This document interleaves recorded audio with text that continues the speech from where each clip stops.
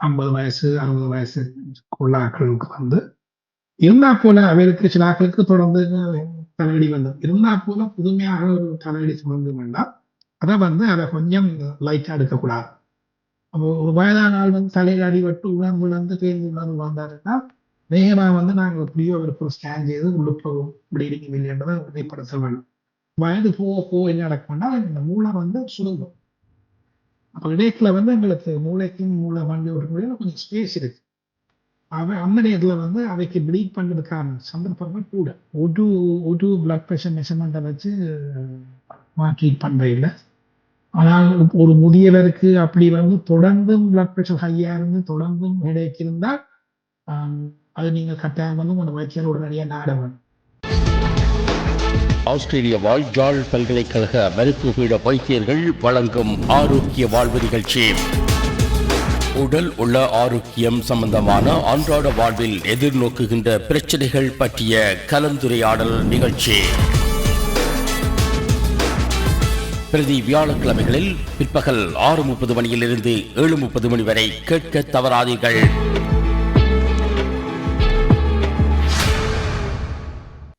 தலையடியில வந்து முக்கியமா சொல்ல வேண்டியது நான் உங்களுக்கு இந்த பிளட் தினசை பற்றி கேட்க வயசு போன ஆட்களுக்கு, அதாவது வயசு போன ஆட்கள் வயதானவர்கள் 50 வயசு 60 வயசுக்குள்ள ஆட்களுக்கு வந்து இருந்தா போல அவருக்கு சில ஆட்களுக்கு தொடர்ந்து தலையடி வந்தோம். இருந்தா போல புதுமையாக ஒரு தலையடி தொடங்க வேண்டாம்.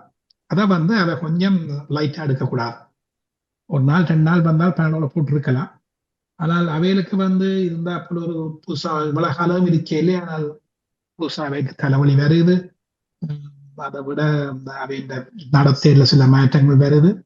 அது வந்து ஒரு ஒரு அல்லது வந்து சில நேரத்துல வந்து அவைக்கு வந்து வாயால கடிக்கேக்கல வந்து கொஞ்சம் கஷ்டமா இருக்கு, உடம்பு எல்லாம் உடையமா இருக்கு. இப்படியானது வந்து சில நேரத்துல வந்து சில பேரமான கேரணியால மாற தலைவலி தலைவலியா இருக்கலாம். இந்த 2 பெரிய கேரணியல் வந்து உண்டு வந்து அவைகளுக்கு வயசு எங்களுக்கு எல்லாருக்குமே வயசு போக போக இந்த கேன்சர் ரிஸ்க் வந்து கூட. அவை உலகாலம் ஒரு ஆளுக்கும் தலைவலியே வாரையில இருந்தா போல 60 வயசு ஒரு ஆளுக்கு சாடியா தலைவலி வந்து அடிக்கடி வந்து இருக்கேன்டா அதை நாங்கள் ஒரு வைத்தியர் அணி அதுக்கு ஒரு ஸ்கேன் எடுக்கிறது வந்து நல்ல. அதே மாதிரி சில சில இன்ஃப்ளமேஷன் அதை வந்து என்ன சொல்றேன்டா ஜாயின்ட் செல் ஆர்த்ரைட்டிஸ் என்கின்ற சில ரத்த குழாய்கள்ல வந்து இன்ஃப்ளமேஷன் வாரது வந்து ஒரு காமன் ஃபீச்சர் டிஜிஏ ஜாயின்ட் செல் ஆர்த்ரைட்டிஸ் என்று சொல்றது. அது வந்து தொடர்ந்து தலையடி ஏற்படுத்தும். உங்களுக்கு பல்லு கடிக்கிறவங்க கஷ்டமா இருக்கும், பார்வையில சில மங்கல்கள் ஏற்படலாம், உடம்பில எல்லா இடத்துலயும் வலி ஏற்படுற மாதிரி இதுகளையும் வந்து நாங்கள் இதுவும் வந்து புறக்கணிக்கப்பட முடியாத ஒரு ஹெடேக். இப்படி வேறும் என்றால் நீங்கள் நிச்சயம் உங்களோட வைத்தியர் நாடோடும் அல்லது எமர்ஜென்சி நாடலாம் எல்லாம். இரண்டால் இந்த ஜாயின்ட் செல் ஆர்த்ரைட்டிஸ்க்கு வந்து நாங்கள் ஓரளவுக்கு செமி ஏஜென்டா ட்ரீட்மெண்ட் எடுக்குவோம். அதையும் வந்து நான் நேர்களை சொல்ல விரும்புகிறேன். கடைசியாக வந்து ட்ரோமா. மேலும் 2 அழைப்புகள் காத்திருக்கின்றன. அழைப்புகளை மீண்டும் ஏற்றுக்கொள்ளலாம் என்று நம்புகிறேன். தொலைபேசியில் இணைந்திருக்கும் 1வது நேரை இணைத்திருக்கிறோம். வணக்கம். பொறுங்க பாலான், அவர் இன்னொரு பாயிண்ட சொல்ல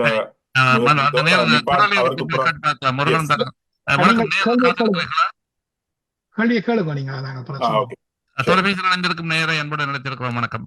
வணக்கம். சொல்லுங்கள். ஒரு முதியவர் சாப்பிட்டு கொண்டிருக்கும் பொழுது சத்தி குணம் வந்து தலையில ஒரு பக்கத்துல நொந்தது சாப்பிட்டு கொண்டிருக்கும் போது. சொல்லுங்கள். அப்போ அதுக்கு ஜோட்ரன் என்ற மருந்து கொடுக்கப்பட்டது. வாயிலை வச்சு உமிகிறது சத்திக்கு. அதுடன் பிரஷரை பார்த்தால் பிரஷர் கிட்டத்தட்ட 190-95 மட்டும் இருந்தது. அப்படியானால் என்ன இருக்கலாம்? அது சீரியஸோ அல்லது ஸ்ட்ரோக்கா இருக்கலாமோ அல்லது ஏதாவது சீரியஸான இதா இருக்கலாமோன்ற ஒரு கேள்வி. 2வது கேள்வி, இந்த தற்செயலா மண்டை அடிபட்டு வர்றவர்களுக்கும் தலையில ஹேமட்டோமா சப்டியூரல் ஹேமட்டோமா மாறது கன்கஷன் சொல்றீங்களா? கன்கஷன். ஆமா, அது அதை பற்றி சொன்னார்களோ என்ன? பேசவில்லை, நாங்கள் இந்த நேரம் கேட்கவில்லை. அதை பற்றி விளக்கினது இல்லை. சிறப்பு. நேர்களுக்கான ஒரு கருத்து. உங்களுக்கு தெரியும், இந்த நிகழ்ச்சியை மருத்துவர்களை சொல்வார்கள், இருந்தாலும் நாங்கள் பொறுப்புடன் சொல்வதும் சிறப்பு என்று நம்புகிறேன். ஆரோக்கிய வாழ்வு என்பது பொதுவான மருத்துவம் சார்ந்த பிரச்சனைகளை பற்றிய கேள்விகளை எடுத்துக்கொண்டு பேசுகிற ஒரு நிகழ்ச்சி. அதில் நிறைய ஆலோசனைகள் இருக்கும். இருந்தாலும் ஒவ்வொருவரதுக்கு தனிப்பட்ட பிரச்சனைகளும் தனித்துவமானவை என்ற அடிப்படையில் நேரடியாகவே தங்கள் குடும்ப மருத்துவரிடம் உடனடியாகவே இது சம்பந்தமான ஆலோசனைகளை பெற்றுக்கொள்வது சிறப்பு. அவசரத்துக்கு எது செய்ய வேண்டும் என்பதை மருத்துவர்கள் சொல்லி இருக்கிறார்கள். ஆனால் ஒரு குறிப்பிட்ட குணங்குறி அல்லது குறிப்பிட்ட மருந்து என்பது பின்னணி தெரியாமல் மருத்துவர்கள் சொல்வதில் சிரமம் இருக்கிறது. ஆகவே மருத்துவர்கள் பலமாக பலனளிக்கவில்லை என்று யாரும் நினைத்துவிடக் கூடாது என்பதற்காக ஒரு வானொலி பொறுப்பாக இயங்க வேண்டிய அடிப்படையில் நாங்கள் அந்த டிஸ்கிளைமர் என்று சொல்லப்படுகிற ஒரு பொறுப்பு தரப்பை சொல்லுகிறோம். ஆனால் மருத்துவர்கள் நாங்கள் சொல்லத்தக்க விதத்தில் இதற்கான பதிலை அளிப்பார்கள். ஒன்று, இந்த சாப்பிட்டுக் கொண்டிருக்கும் போது வாந்தி அல்லது ஒரு குமட்டல் வருவது, அதுக்கான மருந்து தேவை சொல்லியிருந்தார். இரண்டாவது, கன்கஷன் என்று சொல்லப்படுகிற தலை அடிபடுகிற போது வருகிற பிரச்சனைகள். சொல்லுங்கள். ரெண்டாவது கேள்வி எப்படி நான் அதை தான் சொல்ல வேண்டி சொல்ல வெளிக்கிட்டான் சொல்லுங்களா. ட்ராமா, அதாவது தலை வந்து தலை ஒரு ஃபாலுக்கு பிறகு அல்லது ஒரு ஆக்சிடென்ட்டுக்கு பிறகு தலையில வந்து ஒரு ட்ராமா ஏற்பட்டால் வந்து அதுக்கு பிறகு வந்து அது என்ன மாதிரி எவ்வளவு ஸ்பீடா எவ்வளவு என்ன மாதிரி நடந்ததுன்ற பொறுத்து வழக்கமா என்ன செய்யறாங்க, ட்ராமா இப்படி ஒரு தலை ஹெடிஞ்சரி என்று வந்தா நாங்கள் அவளை ஒரு ரிஸ்க் அசஸ்மெண்ட் செய்வோம். இதற்கு தலையில ப்ளீட் பண்றதுக்குரிய காரணிகள் இதா இருக்காண்டு. தலையை அடிபட்டு போச்சு. வழக்கமா வந்து தலைக்குள்ள ஒரு தலையில அடிபட்டு தலை அந்த மண்டை ஓட்டில ஏதாவது ஃப்ராக்சர் அல்லது ஏதாவது வந்தா அநேகமா வந்து அந்த பேஸ் ஆஃப் ஸ்கால்ஸ் அடி மண்டை ஓட்டுலாம் ஃப்ராக்சர் வேற. அப்படி ஒருவருக்கு வந்தால் வந்து அநேகமா அவற்றை மூக்காலையும் காலாலையும் ரத்தம் பாருது வந்து அந்த ரத்தம் அல்லது அந்த சொல்றது மண்டையோட்டு நீர் சிஎஸ்எஃப்னு சொல்றது பிளேனான நீர் வந்து லீக் பண்ண ஒரு கிளினிக்கல் சிம்டம். ஆனா அநேகமா வந்தாங்க என்ன செய்யறா அவற்றை தலையடி வந்து நாங்கள் பார்க்கல, தலையடி வரும், அதே நேரத்தில் சாடைய சக்தி வார மாதிரி வரும். இப்படியான சிம்டம்ஸ் வந்து தொடர்ந்து இருக்குமா இருந்தால் நாங்கள் முதலாவது சிம்டம்ஸுக்கு நாங்கள் பேரவலை கொடுக்கலாம். இந்த ஐயா சொன்ன மாதிரி ஜோஃப்ரோன்ன்றது நான் அது 2002 தான் நினைக்கிறேன், அதுதான் கொடுத்துருப்போம். அதை முதலாவது வந்து அந்த அந்த சிம்டம்ஸ்க்குரிய ட்ரீட்மெண்ட்டை கொடுக்கலாம். ஆனால் அப்படி கொடுத்தும் அவர்கிட்ட தலையடி வந்து மோசமாக வருமா இருந்தால் உங்களுக்கு வந்து நாங்கள் அந்த தலைக்கு வந்து ஒரு ஸ்கேன் செய்து பார்க்கணும், என்ன உள்ளுக்குள்ள ப்ளீடிங் இருக்கோ இல்லையோ. இப்போ இதுல கவனமா இருக்கணும். என்றால் ஸ்கேன் வந்து கம்ஸ் வித் பிரைஸ், சும்மா இல்லை. இப்போ சிடி ஸ்கேன் என்றால் வந்து அதுல வந்து கொஞ்சம் வேரியேஷன் இருக்கு. அது வந்து நீங்கள் வந்து உங்களை கதிரியக்கத்துக்கு உட்படுத்துவீர்கள். அதால வார விளைவுகள், அதால வார பக்க விளைவுகள் வந்து உடனே வராது. ஒரு 10 வருஷத்துக்கு பிறகு இன்னும் வரும் வந்து எங்களுக்கே கனவேருக்கு இன்னும் பெருசா கான்கிரீட்டா தெரியாது. அவே சிடி ஸ்கேன் செய்ததும் வந்து அதுக்குரிய சாதக பாதகங்களை தான் செய்ய வேணும். இந்த இடத்துல வயதான ஒரு ஆளுக்கு வந்து வயது போக என்ன நடக்கும்னா இந்த மூளை வந்து சுருங்கும். அப்ப இடைக்குல வந்து எங்களுக்கு மூளைக்கும் மூளை மண்டையோட்டுக்கு முடியல கொஞ்சம் ஸ்பேஸ் இருக்கு. அந்த நேரத்துல வந்து அவைக்கு ப்ளீட் பண்றதுக்கான சந்தர்ப்பங்கள் கூட. அப்போ ஒரு வயதான நபருக்கு, அதுவும் அவர் ஒரு குருதி ஒரு பிளத்தினரோட இருந்தாருன்னா சரி, அவருக்கு ஒரு தலையில அடிபட்டு அவர் சில நேரத்துல நாங்க முதல் கேட்கிற கேள்வி அவருக்கு மயக்கம் வந்ததா இல்லையா, உணர்வு இழந்தாரா, உணர்வு ஒரு வயதான ஆள் வந்து தலையில அடிபட்டு உணர்வு இழந்து பேருந்து உணர்வு வந்தாருன்னா வேகமா வந்து நாங்கள் எப்படியோ அவருக்கு ஒரு ஸ்கேன் செய்து உள்ளுக்குள்ள ஒரு ப்ளீடிங் இல்லைன்றதை உறுதிப்படுத்த வேணும். ஒரு வயதான ஆளுக்கு வந்து ஒரு பிளத்தினா கூட ஆஸ்பிரின் மட்டும் இல்லை, ஆஸ்பிரின் வந்து ஒரு பெரிய பிளத்தினர் இல்லை. சில பிளத்தினர்ல இருக்கிறவர் வந்து ஒரு தலையில அடிபட்டு அவருக்கு தொடர்ந்து தலையடி தொடர்ந்து மாறாம சும்மா சாதாரண பேனோலுக்கும் நியூரோஃபெனுக்கும் மாறாம இருந்தால் நாங்கள் அவருக்கு உள்ளுக்குள்ள ப்ளீடிங் இருக்குன்றதை இல்லைன்றதை உறுதிப்படுத்த வேணும். அதை உறுதிப்படுத்த ஒரே ஒரு முறை வந்து ஸ்கேன். அப்போ நீங்கள் சொன்ன தலையடி இந்த ட்ராமா அவைகளுக்கு வந்து அதுவும் அந்த ரிஸ்கை நாங்கள் அனலைஸ் பண்ணி போட்டு தான் நாங்கள் ஸ்கேன் பண்ண அங்கே அனுப்புவோம். இப்போ சில நேரத்துல வந்து கன்கஷன் என்று நீங்கள் சொல்ற ஒரு முக்கியமான பாயிண்ட் எடுத்தீங்க. எல்லா மக்களுக்கு வந்து கன்கஷன் வரும். அந்த நேரில் என்ன நடந்தது ஞாபகம் இருக்காது. ஒரு கொஞ்ச நாளைக்கு தலையடிகள் வரும், போகும் வரும். நாங்கள் அநேகமா அப்படியான ஆக்களை அது இளமாக்களை தான் அப்படியான வரைக்குல அவையில வந்து நாங்கள் வைத்தியசாலை டிஸ்சார்ஜ் பண்ணிக்கல வந்து அவையில வந்து நாங்கள் சொன்னாங்க ஒரு 72 மணி நேரத்துக்கு அவையில் வந்து ஒரு கண்காணிப்பு இருக்கணும். அங்க என்ன அவையில் செய்யணும், என்னென்ன சிம்டம்ஸ் வந்தால் அவையில் திருப்பி வரணும், திருப்பி கொண்டு வரணும்ன்றதை நாங்கள் ஒரு லீஃப்லெட்டாயே அடிச்சு கொடுப்போம். என்னால் வந்து எங்களுக்கு இளமாக்களை வந்து இந்த சிடி ஸ்கேனுக்குள்ள உட்படுத்த வந்து ஒரு ஈஸி சொல்யூஷன் என்றாலும் நீண்ட கால நோக்கில வந்து அது ஒரு நல்ல விஷயம் இல்லை. ஆகவே நாங்கள் அவற்றை ரிஸ்க் அசஸ் பண்ணி அது வந்து ஒரு வைத்தியசாலை நடக்கணும். அதை வந்து நீங்கள் வீட்டை வச்சு செய்யக்கூடாதவர்களுக்கு தலையில அடிபட்டால் வந்து அதுவும் ஒரு பேதுரமான அடி என்றால் வந்து நீங்கள் வைத்தியசாலையை கொண்டு அல்லது ஒரு வைத்தியரை கொண்ட ஜிபி அணுகி அவர் அதை ரிஸ்க் அசஸ் பண்ணுவார். அசஸ் பண்ணி போட்டு சொல்லுவார், ஓ இவருக்கு நாங்கள் ஸ்கேன் பண்ணணும், இல்லை இவரை நாங்கள் வச்சு பார்க்கலாம். இதுதான் உங்கள் 2வது கேள்விக்கு. 1வது கேள்விக்கு அதுக்கு வந்து சரியான ஒரு நீங்கள் ஜோஃப்ரோன் என்று சொல்றது வந்து நீங்கள் நான் தெக்கன் ஒன்டான்சிட்டோன் உங்கள் ட்ரேட் நேம்ல இருக்கு, அதான் அதை கொடுத்துருக்கிறேன்.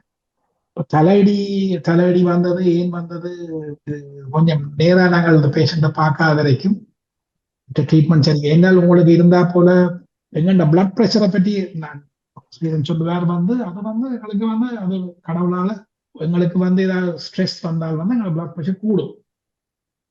அதான் இயற்கை. அப்ப நாங்கள் இப்ப இருந்தா போல அவருக்கு சாப்பிட்டு இருந்தவர் அவருக்கு நோசியா அது சசி வர மாதிரி வந்தது, அதை கொடுத்தோம். அந்த நேரத்துல அவருக்கு பிளட் ப்ரெஷர் அளந்தோம்னா அவர்கிட்ட பிளட் ப்ரெஷர் உயரமா தான் இருக்க போகுது. ஒரு பிளட் ப்ரெஷர் மெஷர்மெண்ட்டை வச்சு ட்ரீட் பண்ற இல்லை. ஆனால் ஒரு முதியவருக்கு அப்படி வந்து தொடர்ந்தும் பிளட் ப்ரெஷர் ஹையா இருந்து தொடர்ந்தும் ஹெடேக் இருந்தால் அது நீங்கள் கட்டாயம் வந்து உங்களோட வைத்தியர் உடனடியாக நாட வேணும். அந்த வைத்தியர் வந்து உங்களை திருப்பி அசஸ் பண்ணி உங்களோட தலையடி இருக்குதா அல்லது இந்த பிளட் ப்ரெஷர் இருக்குதா அல்லது போயிட்டுதா என்றதை பார்த்து தான் நாங்கள் அவர் சென்ற ஃபர்தர் மேற்கொண்ட நடவடிக்கைகள் எடுப்பேன். தமிழகத்திலிருந்து தூத்துக்குடியிலிருந்து உமாதேவி இணைந்திருக்கிறார் என்று நம்புகிறேன். வணக்கம். வணக்கம். சொல்லுங்கள். இந்த மைக்ரேன் தலைவலிக்கு காரணம் சொல்லிட்டாங்களா, எதனால வரும்னு காரணம்? நிச்சயமா அந்த கேள்வி அவரிடம் போயிருக்கிறது, அந்த பதிலும் பெறும். மிக்க நன்றி உங்கள் அழைப்புக்கு. வணக்கம். ஆமாம், அந்த ஒத்த தலைவலிக்கு எங்களுக்கு நுணுக்கமாக தெரியாத என்ன காரணம் இப்பயும் ஆராய்ச்சி கொண்டுதான் இருக்கிறார்கள். அது அந்த மூளைக்கு வழங்குற இரத்த குழாய்கள்ல ஏற்படுற மாற்றங்களால அந்த இரத்த குழாயில சுத்தி இருக்கிற நரம்புகள்ல உணரப்படுறதால வர்ற ஒரு ஹெடேக்ன்று தான் தெரியும். மற்றபடி எங்களுக்கு துல்லியமா தெரியாது. அதாலதான் அதை பூரணமாக கண்டுபிடிக்கிற நவீன மருந்துகளும் வேற இல்லை. அந்த முதல் 2 கேள்வியில அந்த 2 நான் ஒரு சின்ன பாயிண்ட சொல்றேன். அந்த முதலாவது கேள்வி அது இம்பார்ட்டன்ட்படியா நான் ஒரு சொல்றேன். அவர் சொல்றார், அவர் வயதுவர் சாப்பிட்டு கொண்டிருக்கேக்குல ஹெடேக் வந்ததுண்டும் அதோட ஒரு நோசியா வாமிட்டிங் அந்த குளுசு எடுத்த அந்த ஹெடேக் வந்து ஒரு சடன் ஒன்செட். சாப்பிடேக்குல பொதுவா ஹெடேக் வர்றே இல்லை. அப்ப அப்படியே ஒரு வரைக்குள்ள அதோட வாமிட்டிங்கும் இருக்குது, ப்ரெஷரும் கூட இருக்குதுண்டா கட்டாயம் அவர் அண்டில் ப்ரூவ் அதர்வைஸ் என்று ஆங்கிலத்துல சொல்ற அது வேற காரணமா இருக்கலாம். அவர்கிட்ட வயது இருந்து அது உடன் சடனா வருகுது, வாமிட்டிங் இருக்கு, ப்ரெஷர் கூட இருந்தா அவர் கட்டாயம் ஹாஸ்பிட்டல்ல போய் இப்படியான பிரச்சனைகள் தான் நான் புஷ்வார் வழியா விளங்கப்படுத்தினார். சில விஷயங்களை நாங்க விட்டுட்டு இருக்கலாம், சில விஷயங்களை அப்படி குளிசையில எடுத்துட்டு வீட்டை இருக்க கூடாது. அடுத்தது விக்கி என்ன சொன்ன மாதிரி ஃபுல் பேக்ரவுண்ட் எங்களுக்கு தெரியாது. அப்ப இதுக்கு ஆன்சர் பண்றதும் கஷ்டம்.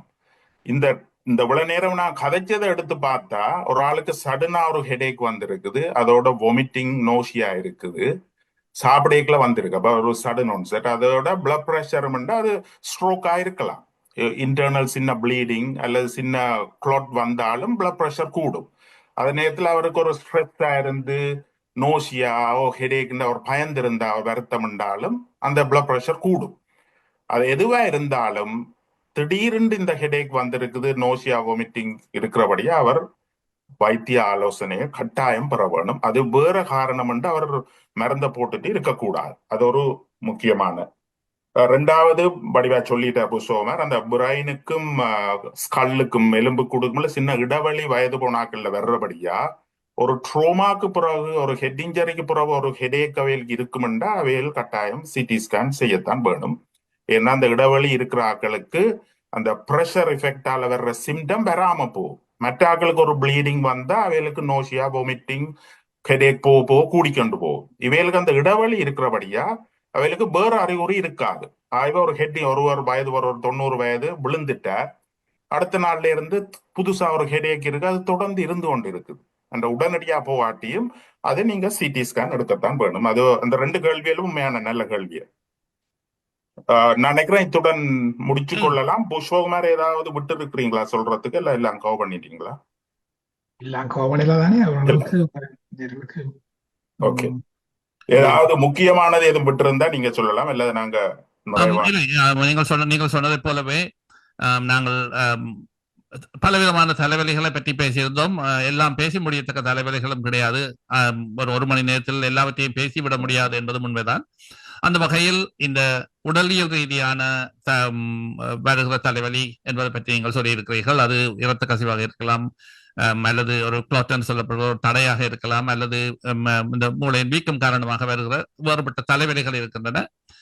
சில சந்தர்ப்பங்களில் அவை இலகுவாக கடந்து போக முடியாதவை, பாரதூரமானவையாக இருக்கலாம் என்ற அடிப்படையில் உடனடியாகவே ஒரு ஆம்புலன்ஸை கூப்பிடுவதன் மூலமோ அல்லது உதவியாளர்கள் யார் தெரிந்தவர்களோடு உடனடியாக ஒரு அவசர மருத்துவமனை பிரிவுக்கு போவதன் மூலமோ கொண்டு போய் அங்கே அவர்கள் மருத்துவர்கள் இதில் அதிகம் பயப்படுவதற்கு ஒன்றுமில்லை என்று சொல்லும் வரை நாங்கள் அது ஒரு பாரதூரமானதாக பார்க்க வேண்டும். திடீரென்று வருகிற வளமைக்கு மாறான ஒரு தலைவலி என்பதை சொல்லியிருக்கிறீர்கள். இது தவிர வேறுபட்ட பல தலைவலிகளும் இருக்கின்றன. சில உண்மையான பிரச்சனைகள் சில குணங்குறைகளாக இருக்கும்.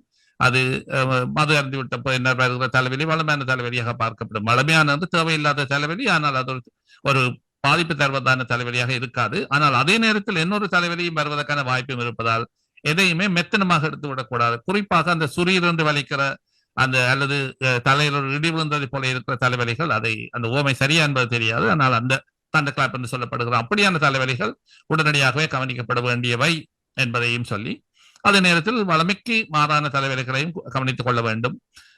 இருந்து கொண்டிருந்த பிரச்சனை ஒன்று திடீரென்று கொஞ்சம் கூடி கொண்டு போகிற போது எங்களுக்கு அது தருகிற எச்சரிக்கை என்பதாகவும் பார்க்கப்படலாம். அதே வேளையில் குறிப்பிட்ட உணவுகளை சாப்பிடுகிற போது அல்லது குறிப்பிட்ட மது அல்லது வேறு போதை சார்ந்த விடயங்களை எடுக்கிற போது வருகிற பாதிப்புகள், சில மருந்துகளை எடுக்கிற போது வருகிற பாதிப்புகள், நித்திரை தூக்கம், அவை போன்றவற்றால் வருகிற காரணத்துடனான எங்களுக்கே தெரிந்த காரணத்துடனான மென் தலைவலிகளை நாங்கள் முதலில் ஒரு பெனடாலை போட்டு பார்ப்பது கூட அந்த தலைவலியை தீர்க்கமாக இருந்தால் அது சரி. சில இடங்களில் சொல்வார்கள் தூங்க வேண்டாம், நிற்று கொள்ள வேண்டாம் என்று, அந்த பக்கத்துக்கு நான் போகவில்லை. ஆகவே நீங்கள் பாரதூரமாக எடுக்க வேண்டிய தலைவலிகளையும் சொல்லி, அதே நேரத்தில் வளமையான தலைவலிகளையும் சொல்லி, வலிமையான தலைவலி என்று சொல்லப்படுகிற ஒரு தலைவலி இருக்கிற போது வரத்தக்க பாரதூரமான விடயங்களும் இருப்பதால் வளமைக்கு மாறான ஒரு தலைவலி இருந்தால் நிச்சயமாக அவசர மருத்துவரிடம் போக வேண்டும் என்று சொன்னீர்கள். நீங்கள் சொன்னதில் எனக்கு புரிந்த தொகுப்பை சொல்லியிருக்கிறேன். உங்கள் நிறைவு கருத்துக்களை சொல்லி நிகழ்ச்சியை நிறைவு செய்யலாம் என்று நம்புகிறேன். டாக்டர் ஸ்ரீஹரன், சொல்லுங்கள். எனக்கு ஒரு நிறைவு கருத்து நீங்க எல்லாம் சொல்லிட்டீங்க. ஒன்று சொல்றது, இந்த கொமன் பாரதூரமான தலைவலிதான் 98% ஆக்களுக்கு. அப்ப நாங்க பெருசா பனிக்காகவோ பயப்பட தேவையில்லை. அதே நேரத்துல புஷ்பகுமார் கிளியரா சொன்ன அந்த பாரதூரமான ஹெடேக் வந்தா தயவு செய்து இருக்க வேண்டாம். அந்த அவர் சொன்ன மாதிரி சாப்பிட்டு கொண்டு திடீர்னு ஒரு ஹெடேக் வந்தா தயவு செய்து அதை ஒரு சாக்கா போட்டு ஒன்றை எடுத்துட்டு இருக்க வேண்டாம், நீங்க ஹாஸ்பிட்டலுக்கு போகணும். அப்ப திடீர்னு வர்ற ஹெடேக், நோசியா, வாமிட்டிங், வாந்தியோட வந்து அந்த ஹெடேக் கூடிக்கொண்டு போகுதுன்னா ஒரு காரணத்தை சொல்லிட்டு இருக்கக்கூடாது. அதே மாதிரி திருப்பி திருப்பி வர்ற ஹெடேக்குகள் ஒரே மாதிரி வந்தா நீங்க பயப்பட தேவையில்லை, நீங்க ஜிபி ஃபேமிலி பிசிஷியன்கிட்ட போகலாம். அதான் என்ற நிறைவான கருத்து. புஷ்பகுமார், இதுல நான் அநேகமா சம்மரைஸ் பண்ணிக்க நினைக்கிறேன். பொறுமையாக கேட்டுக்கொண்டிருந்த அனைவருக்கும் நன்றி. சந்தர்ப்பத்தை வழங்கிய உங்களுக்கும் நன்றி டாக்டர் ஸ்ரீ. ஓகே, நன்றி, வணக்கம். சிறப்பு வையகம் தழுவிய வான்வழி தோழன் தாயகம் தமிழ் ஒலிபரப்பு சபையிலிருந்து ஒலித்துக் கொண்டிருக்கும் இன்றைய ஆரோக்கிய வாழ்வு இப்போது நிறைவு பெறும் நிலைக்கு வந்திருக்கிறது. அந்த வகையில் எங்கள் மருத்துவர்களுக்கு நன்றி சொல்லி இன்றைய நிகழ்ச்சியை நிறைவு செய்யலாம். இன்றைய நிகழ்ச்சியின் தலைப்பு மிகவும் எளிமையானதும் இலகுவானதுமாக இருந்தாலும் கூட அவ்வப்போது இந்த தலைவலியே ஒரு தலைவலியாக இருப்பது வழக்கம். தலைவலி உள்ள நோயாளியை அணுகுவது எப்படி என்ற கேள்விக்கு தலைவலியில் எத்தனை தலைவலிகள் என்ற ஒரு உபதலைப்போடு இன்றைய நிகழ்ச்சியை நாங்கள் நடாத்தினோம். இந்த நிகழ்ச்சியில் எங்களுடன் இணைந்திருந்தவர்கள் டாக்டர் பூர்ணலிங்கம் புஷ்பகுமார் மற்றும் டாக்டர் தியாகராஜா ஸ்ரீஹரன் ஆகியோர் யாழ்ப்பாண பல்கலைக்கழக மருத்துவர்கள். இந்த நிகழ்ச்சியை தொகுத்து வழங்கியவர் பாலா விக்னேஸ்வரன். இந்த கலையகத்திலிருந்து அதை நான் செய்திருந்தேன்.